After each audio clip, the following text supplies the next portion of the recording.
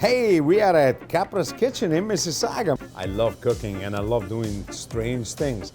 Now today I want to pay a homage to my dad. My dad was crazy about smoked herring and my mother hated making them, so the poor guy really didn't get many of it. But anyway, I'm gonna make it because I used to like it too. So come with me first. We're gonna make some polenta bianca, because that needs to cook a little bit longer than the herring. So come with me. Anyway, I have water. This is my polenta pot. I'm making a very small amount of polenta, but the pot is big. I cannot shrink it as needed, so if I could shrink it as needed, it would be smaller. So don't bust my chops about that. For polenta, you need, it'd be nice to have a copper pot like this one, but if you don't have it, any other pot will do. Not aluminum, please. That's the worst place to make polenta in. Water, salt, a touch of oil, not too much. And now I'm using polenta bianca. Polenta bianca is white corn flour. Look at that. And me, I like it very fine. Polenta bianca, it was a treat always when I was a kid, and it came about once in a blue moon in Cremona, where I'm from. Our polenta is very fine. It's not coarse, it does not have any bran in it, it's just very fine polenta. This one, we're gonna keep it soft because they will go with the herrings, the smoked herrings. Just a little garnish. We gotta wait for the water to boil. There's nothing longer than waiting for water to boil, eh?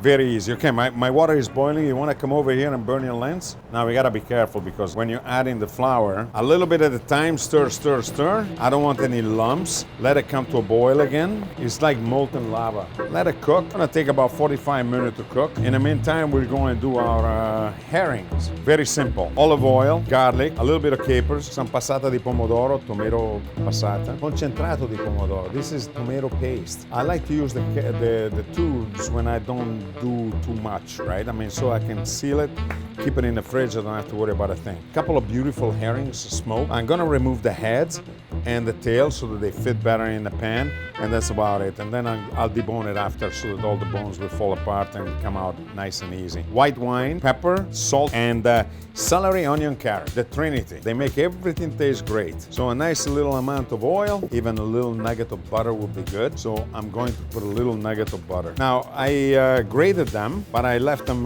kind of not really super fine. Grate them up so that there is a little something at the end. I don't want them to melt completely. Bay leaf is very important in Italian cuisine. Just like that. Boom. We love bay leaves. A little aroma, you know, I mean, freshness in the aroma. It adds the beautiful oils that are on the leaves. It's just that changes a little bit. It adds a different level of flavor, you know. Now, if I want the stuff here to cook faster, I'm gonna add a little bit of salt, not too much, because the herrings are pretty seasoned already. I'm not gonna need to go crazy. I'm gonna add a nice amount of garlic, chopped garlic, a couple of cloves. If you don't like garlic and you watch a lot of those Italian videos where they remove the garlic, by all means, you wanna do that. Garlic is so mild, I don't mind putting it in. Now I have those capers. I'm gonna squeeze the water out like that, and then I'm gonna throw them in. So now I don't have to worry about where my capers are. Sounds like a song, eh? Where my capers are. Because you need to cook it at a low temperature for quite some time. Easy does it. This is one of those recipes that takes time. Think about it. We have enormous firepower over there. But at home, you only have this much firepower, always. You know, 8,000 BTUs. So the pots and pans always go nice and easy. There's no need to make it fast. Fast is not always good. Right, ladies?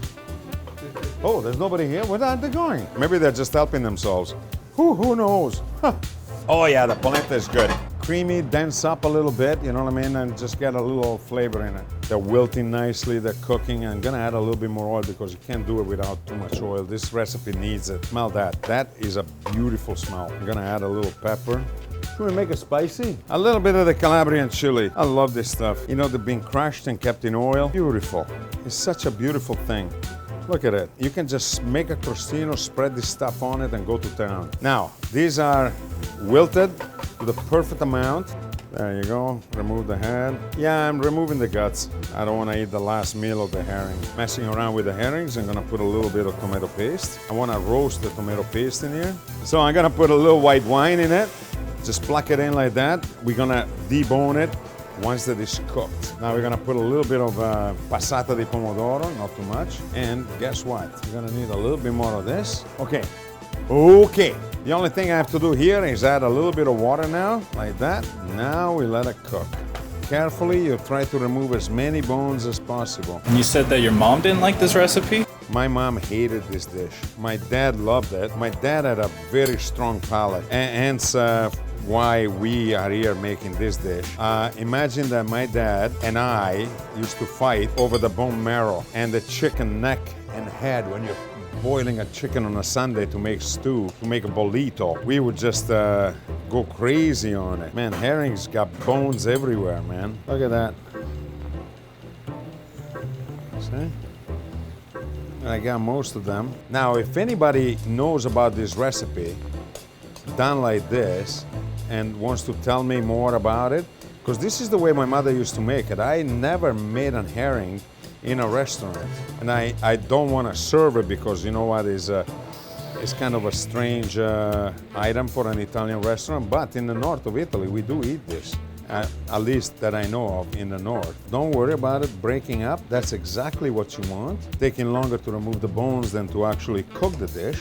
It has to fall apart. That's the one thing I remember exactly is that it has to fall apart. This is a million bones over here, man. Took me like 20 minutes just to remove them all.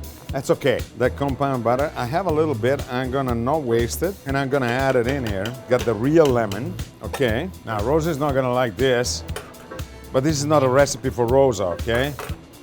This is a recipe for Angelo. Angelo Capra. Yeah, my dad. I'm gonna take some polenta, and I'm gonna place it right in the middle. And I like it nice and soft, gentle. I'm gonna squeeze it, make a little pocket like that. Then I'm gonna take a nice batch of this, and I'm gonna put it right in the middle. Haha, it went all in the wrong place, okay. You can't mess around, man. A little bit of oil, that's it. I don't wanna do anything else. Let me taste it because I haven't had this since my dad passed away, actually. That was 2005. But man, I'm telling you, this is good stuff. Smoky goodness.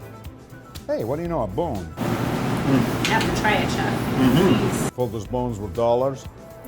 Oh man, I could stop working right now. That is delicious. Listen, leave me alone with my joy. Subscribe to the channel. Click it, like it, hate it. I don't care. Just send me a remark, something. Love to hear from you. But in the meantime, I'm enjoying this, so I'll talk to you next time.